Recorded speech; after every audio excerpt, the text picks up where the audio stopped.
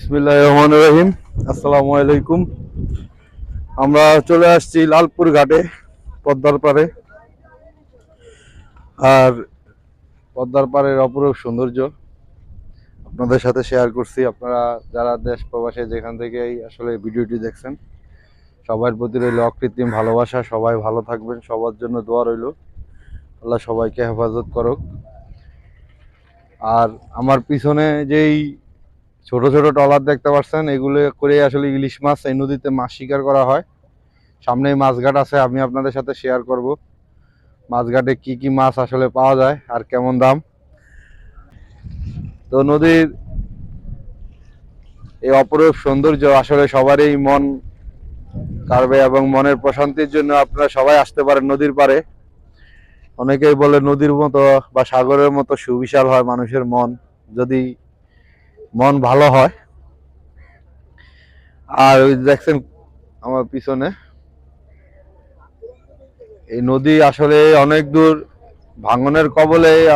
আরো ওইদিকে ছিল, ওই যে পিছনে বাড়িটা দেখতে পারতেছেন, আরো ওইদিকে ছিল। তো ভাঙতে ভাঙতে আসলে এখানে চলে আসছে। এই যে ভাঙনের পরিস্থিতি দেখেন, এখানে ওয়াল করা হয়েছিল, এই যে বিদ্যুতের পিলার ছিল, এই যে রাস্তা ছিল এইদিকে, এই রাস্তাও ভেঙে গেছে। তো নদীর এই কুল ভাঙে ওই কুল ঘরে, এটাই আসলে নদীর খেলা, যা আমরা সবাই জানি শুনছি।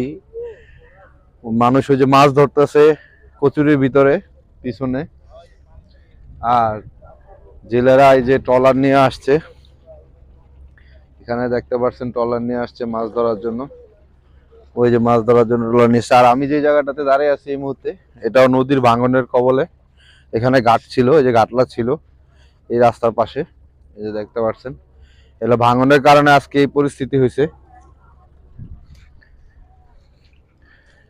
ওই যে ওখানে বল গেট দিয়ে বালু করা হচ্ছে। তো বন্ধুরা সাথে থাকেন, আপনাদের সাথে শেয়ার করব এই ঘাট থেকে যে মাছ উঠে এবং এখানে যে মাছের আড়ত। চাঁদপুর জেলার ভিতরে এই আড়তে কম দামে মাছ পাওয়া যায় এমন একটা কথিত আছে, বা ভালো তাজা মাছ পাওয়া যায় বরফ ছাড়া।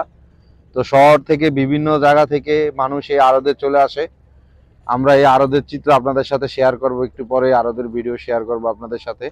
আমরা এখন আছি নদীর পাড়ে এই মুহূর্তে। তো সবার প্রতি ভালোবাসা রইল দেশ প্রবাস থেকে, যারা এই ভিডিওটি দেখছেন এবং সাথে আছেন।